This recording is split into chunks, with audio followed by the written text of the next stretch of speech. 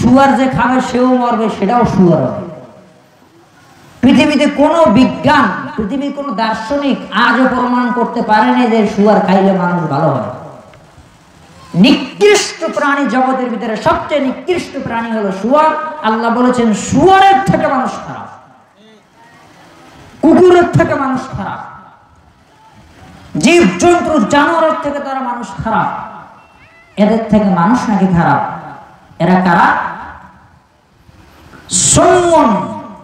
এই দেখেন সুম্মুন বুকমুন। তারা কি? সুম্মুন বুকমুন। তারা কানেও শোনে না। তারা কি বলেন? কানেও শোনে না, বোবা, কথাও বলতে পারে না। ওদেরকে বোবা বলেছে আল্লাহ, ওদেরকে কি? কানা বলেছে। আমরা আমাদের ভাষায় বলি কি? কানা। আবার আরবিতে কানা মানে ছিল।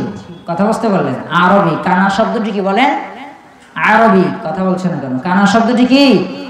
শিখতেই চায় না ওদের। এত শিখাই, এত ট্রান্সলেশন করে, অ্যানালাইসিস করে, বিভিন্ন ভাবে বোঝানোর চেষ্টা করে, এরপরে বোঝার চেষ্টা করে না। মানে মনোযোগ সহকারে শুনতেছে তো, এই জন্য উত্তর দেয় না। কথা ঠিক না? ঠিক। আচ্ছা,